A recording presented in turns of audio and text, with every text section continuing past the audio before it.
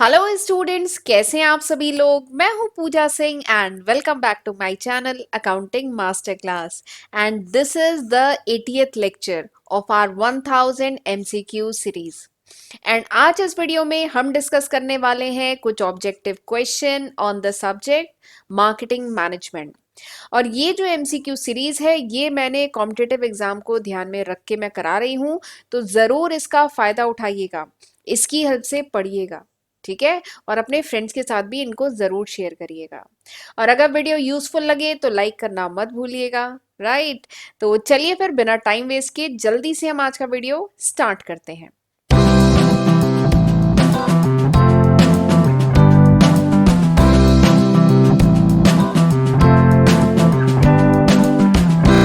First question, पहला question है the four unique features या कह लीजिए elements in case of service marketing are. यानी क्वेश्चन में पूछा जा रहा है कि जो सर्विस मार्केटिंग है, वैसे सर्विस मार्केटिंग क्या होता है ये मैंने पिछले लेक्चर में बताया है, ठीक है। तो इस क्वेश्चन में पूछा जा रहा है कि जो सर्विस मार्केटिंग है उसके 4 यूनिक फीचर्स आपको बताने हैं। फीचर्स कह लीजिए चाहे एलिमेंट कह लीजिए, ठीक है। आपको 4 यूनिक फीचर्स बताने हैं सर्विस मार्केटिंग के। जो ऑप्शन आपको दिए गए हैं वो पहला ऑप्शन है इंडिपेंडेंस, टेंजिबिलिटी, इन्वेंट्री, इंसेप्शन। दूसरा है इंडिपेंडेंस, इंक्रीज, इन्वेंट्री, इंटेंजिबिलिटी। तीसरा ऑप्शन दिया गया है intangibility, inseparability, perishability and variability. चौथा ऑप्शन दिया गया है इंटेंजिबिलिटी, इंडिपेंडेंस, सेपरेबिलिटी एंड इन्वेंट्री। तो ये आपको 4 ऑप्शन दिए गए हैं, आपको बताना है सर्विस मार्केटिंग के 4 इंपॉर्टेंट फीचर इनमें से कौन से हैं, ठीक है।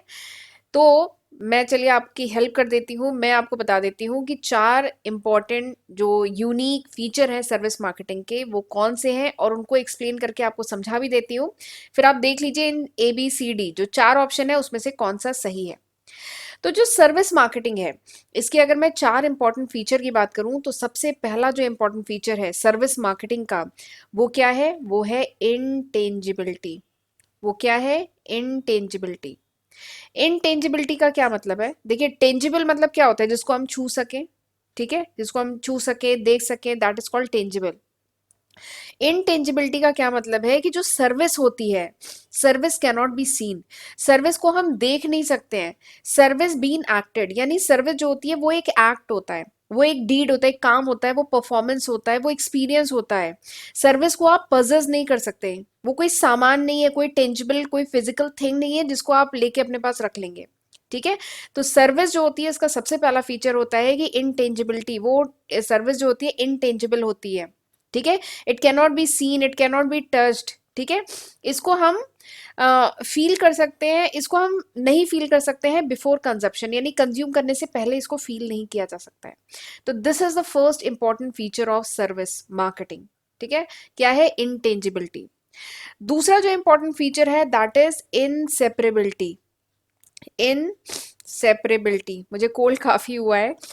इनसेपरेबिलिटी, तो इनसेपरेबिलिटी का क्या मतलब है, देखिए जो गुड्स होते हैं या कोई भी जो प्रोडक्ट है, ठीक है, क्योंकि ये एक फिजिकल एंटिटी है, ठीक है, तो आप इसको सेपरेट कर सकते हैं फ्रॉम द प्रोडक्शन सिस्टम।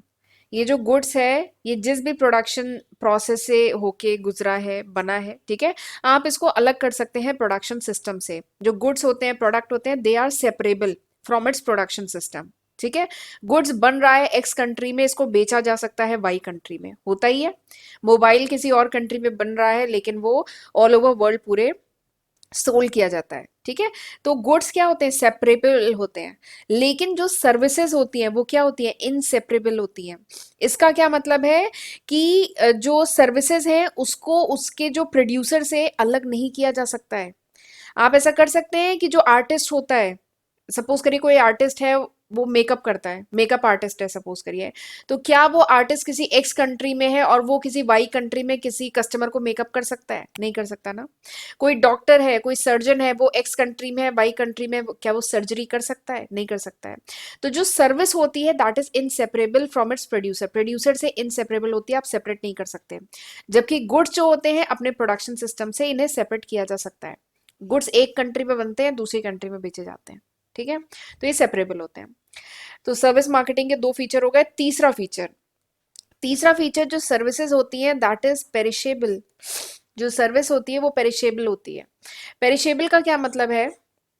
वो आप जानते हैं ना, फूड प्रोडक्ट बहुत टाइम तक रखने नहीं चाहिए, नहीं तो क्या होते हैं वो खराब हो जाते हैं, सड़ जाते हैं, पेरिशेबल होते हैं। ठीक है, फ्रूट्स वगैरह। तो पेरिशेबल का क्या मतलब है कि सर्विसेज जो होती हैं आप इसको स्टोर करके नहीं रख सकते। ठीक है, तो ये इसका तीसरा फीचर है कि सर्विसेज आर पेरिशेबल, यानी सर्विसेज को आप स्टोर करके नहीं रख सकते जैसे आप गुड्स को रखते हैं। जो प्रोडक्ट होते हैं, जो गुड्स होते हैं, वो बन गए तो आप उनको स्टोर करके रख सकते हैं। ठीक है, बाद में उसका कंजप्शन कर सकते हैं। लेकिन जो सर्विसेज होती है, जैसे ही वो प्रोड्यूस हुई तुरंत उनका कंजप्शन करना होता है, वो पेरिशेबल होती हैं। ठीक है, आप इनको स्टोर करके नहीं रख सकते। ठीक है, तो ये तीसरा फीचर हुआ। चौथा फीचर जो सर्विस मार्केटिंग का है दैट इज वेरिएबिलिटी।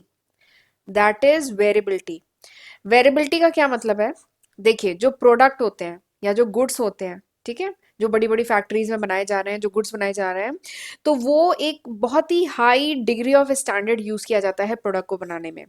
इसका क्या मतलब है कि एक एग्जांपल से समझाती हूँ। सपोज करिए आपके यहाँ साबुन आता होगा, सोप आता होगा, ठीक है। लक्स का आपने कोई सोप लिया, ठीक है, तो क्या जो दो सोप हैं उनकी जो वेट है, उनकी साइज, उनका कलर एकदम सेम, अगर आपने फ्लेवर लिया है सोप का, जो भी आते हैं, जितने भी टाइप के आते हैं, जितने भी डिजाइन के आते हैं, आपने वो लिया, तो क्या दो सोप क्या डिफरेंट होते हैं? नहीं, क्योंकि एक स्टैंडर्ड सेट किया गया है। ठीक है, हर प्रोडक्ट के लिए एक स्टैंडर्ड सेट होता है। दो सेम शैम्पू अलग नहीं हो सकते, दो सेम सोप, ठीक है, वो अलग नहीं होंगे, वो एकदम सेम होंगे। तो जो प्रोडक्ट होते हैं उनमें वेरिएबिलिटी नहीं होती है, लेकिन जो सर्विसेज होती है उनमें क्या होती है? वेरिएबिलिटी। इसका मतलब क्या है? जैसे सर्विस में अगर मैं बात करूं, मैं जो आपको लेक्चर दे रही हूँ, पढ़ा रही हूँ, ठीक है, एक प्रोफेसर जो पढ़ा रहा होता है वो क्या है? सर्विस है। दो लेक्चर्स क्या सेम होते हैं? भले ही मैं सेम टॉपिक को भी दो बार पढ़ाऊं तो वो सेम नहीं होंगे। ठीक है, तो सर्विसेज में देयर इज अ वेरिएबिलिटी, लेकिन प्रोडक्ट के केस में अगर सेम प्रोडक्ट है, ठीक है, तो वो अलग नहीं होगा, क्योंकि कंपनीज में बहुत ही high degree of standardization use किया जाता है। सेम प्रोडक्ट है तो वो सेम, उसके सारे ही फीचर्स सेम होंगे, उनका कलर सेम होगा, वजन सेम होगा, ठीक है, पैकिंग सेम होगी, सब कुछ सेम होगा। लेकिन जो सर्विस होती है उसमें देयर इज अ वेरिएबिलिटी। तो ये हो गए चार इंपॉर्टेंट फीचर सर्विस मार्केटिंग के। तो अब मेरे ख्याल से आप बता सकते हैं कि यहाँ पे कौन सा ऑप्शन सही है। तो option C is the correct answer. यहाँ पे कौन सा ऑप्शन सही है? ऑप्शन सी करेक्ट आंसर है। जो सर्विस है, जो सर्विस मार्केटिंग है, उसके चार इंपॉर्टेंट फीचर क्या है? वो इनटेंजिबल होती है, ठीक है, वो इनसेपरेबल होती है, प्रोड्यूसर से सर्विस को अलग नहीं कर सकते, सर्विस को स्टोर नहीं कर सकते, पेरिशेबल होती है, वेरिएबिलिटी होती है। ठीक है, तो ये चार इंपॉर्टेंट फीचर हुए, तो option C is the correct answer, right. चलिए आगे बढ़ते हैं। अच्छा, आगे बढ़ने से पहले मैं आपको थोड़ा सा अपने चैनल के बारे में भी बताना चाहती हूँ। एक्चुअली हर दिन मेरे साथ काफ़ी नए बच्चे जुड़ते हैं, और उन स्टूडेंट्स को नहीं पता होता है मेरे चैनल के बारे में कि मैं अपने चैनल पे कौन कौन से सब्जेक्ट पढ़ा चुकी हूँ। तो इसलिए मेरे लिए ज़रूरी है कि मैं उन्हें टाइम टू टाइम बताती रहूँ। तो इसीलिए मैं आप एक बार देख लीजिए, ये वो लिस्ट ऑफ सब्जेक्ट है जो मैं आज की तारीख यानी सितंबर 2022 तक अपने चैनल पे अपलोड कर चुकी हूँ। ये सारे ही सब्जेक्ट, इन सबकी सेपरेट प्लेलिस्ट मैंने अपने चैनल पे बनाई हुई है। और अगर ये वीडियो आप कुछ महीने बाद, कुछ साल बाद देख रहे हैं, तो इसमें काफ़ी न्यू सब्जेक्ट ऐड हो चुके होंगे, ये अभी तक है। तो बेटर होगा कि मेरे चैनल पे जाके प्लेलिस्ट चेक कर लीजिएगा। जो भी सब्जेक्ट आप सर्च कर रहे हैं होपफुली आपको मिल जाएगा वहां पे। इनकी हेल्प से खुद भी पढ़िएगा और अपने फ्रेंड्स के साथ भी ज़्यादा से ज़्यादा शेयर करिएगा। और चैनल को अभी तक नहीं सब्सक्राइब किया है तो जल्दी से सब्सक्राइब कर लीजिए, और नोटिफिकेशन बेल भी प्रेस करना बहुत ज़रूरी होता है, तभी आपको जो मेरे अपकमिंग वीडियोस हैं उनकी नोटिफिकेशन मिल पाएगी। और अगर ये वीडियो यूजफुल लगे तो लाइक करना मत भूलिएगा, ठीक है। एक एक वीडियो बनाने में बहुत मेहनत, बहुत एफर्ट लगता है। चलिए आगे बढ़ते हैं। ये क्वेश्चन काफी अच्छा है। क्वेश्चन क्या है? The strategy that involve the introduction of same standardise product with the same promotion strategy throughout the global world market is known as। Question समझ में आया? क्वेश्चन कह रहा है कि उस स्ट्रैटेजी को क्या कहते हैं जब introduction of same standardise product, यानी सेम स्टैंडर्डाइज प्रोडक्ट, यानी जो भी प्रोडक्ट है, same product, same promotion strategy, आप उस प्रोडक्ट को अगर ग्लोबल मार्केट में ले जा रहे हैं, ठीक है, सपोज करिए कोई प्रोडक्ट है, कंपनी का कोई प्रोडक्ट है, उसको अब आप ग्लोबल मार्केट, वर्ल्ड मार्केट में ले जा रहे हैं, तो आपने प्रोडक्ट को सेम रखा, ठीक है, इसकी प्रमोशन स्ट्रैटेजी को सेम रखा, और एज इट इज आप प्रोडक्ट को ग्लोबल मार्केट में ले जा रहे हैं, तो ऐसी स्ट्रेटजी को क्या कहा जाता है? This is the question. यहाँ पे 4 ऑप्शन आपको दिए गए हैं। पहला ऑप्शन है प्रमोशन एडेप्टेशन, दूसरा ऑप्शन है प्रोडक्ट एडेप्टेशन, तीसरा है स्ट्रेट एक्सटेंशन, चौथा है डुअल एडेप्टेशन। तो ये 4 ऑप्शन आपको दिए गए हैं। तो पूछा जा रहा है कि इस स्ट्रेटजी को क्या कहा जाता है। ठीक, तो इस क्वेश्चन के लिए मैं आपको इन चारों स्ट्रेटजी के बारे में थोड़ा सा बता देती हूँ, आप ये आंसर खुद ही कर लेंगे। देखिए, जब भी कोई कंपनी अपने प्रोडक्ट को ग्लोबल लेके जाती है, ठीक है, ग्लोबल मार्केट में ले जाती है, तब कंपनी को ये सोचना होता है कि क्या कंपनी उसके प्रोडक्ट में या उसकी जो प्रमोशन स्ट्रैटेजीज है, जो उसकी कम्युनिकेशन प्रमोशन स्ट्रैटेजी है, उनमें कोई चेंज करे कि ना करे, कि एज इट इज उसको ग्लोबल मार्केट में उतार दे। इसके रिगार्डिंग कंपनी को डिसीजन लेना होता है। ठीक, ये बात समझ में आई? कंपनी जब प्रोडक्ट को ग्लोबल मार्केट में ले जाती है, तो प्रोडक्ट में कोई मॉडिफिकेशन करे कि ना करे, उसके प्रमोशन स्ट्रैटेजी में चेंज करे कि ना करे, इसके लिए उसे डिसीजन लेना होता है। तो ये जो डिसीजन लेती है, ये 4 तरीके की स्ट्रैटेजी कंपनी के सामने होती है। 4 तरीके की स्ट्रैटेजी है जो कंपनी फॉलो कर सकती है। पहली स्ट्रैटेजी क्या है? कंपनी प्रोडक्ट में चेंज करे, प्रोडक्ट में थोड़ा सा मॉडिफिकेशन करे, ठीक है, और प्रमोशन स्ट्रैटेजी में भी थोड़ा सा मॉडिफिकेशन करे, थोड़ा सा चेंज करे। ठीक है, पहली स्ट्रैटेजी ये है। इस स्ट्रैटेजी को कहते हैं डुअल एडेप्टेशन। ठीक है, डुअल एडेप्टेशन यानी प्रोडक्ट में भी चेंज किया, प्रमोशन स्ट्रैटेजी में भी चेंज किया, इसको कहते हैं डुअल एडेप्टेशन।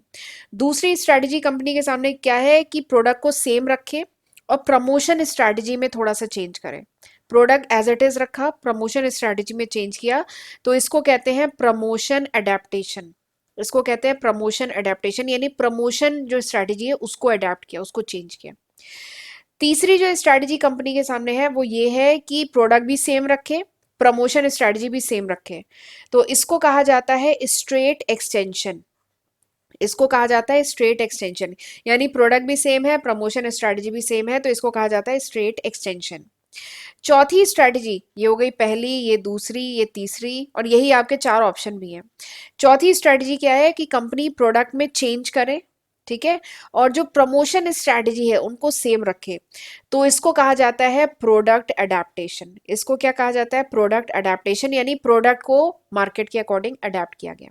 ठीक, तो ये 4 स्ट्रेटजी कंपनी फॉलो कर सकती है जब भी कंपनी प्रोडक्ट को ग्लोबल मार्केट में लॉन्च करती है, किसी दूसरी कंट्री में लॉन्च करती है। तो ठीक, तो मैंने आपको बता दिया, तो अब मेरे ख्याल से आप आंसर बता सकते हैं। इसमें क्या कहा गया है कि same product and same promotion strategy, ठीक है, कंपनी यूज कर रही है जब कंपनी ग्लोबल मार्केट में प्रोडक्ट को लॉन्च कर रही है। तो ऐसी स्ट्रेटजी को क्या कहते हैं? तो मैंने चारों ऑप्शन आपको बता दिया है। तो ऐसी स्ट्रेटजी को क्या कहते हैं? Straight extension.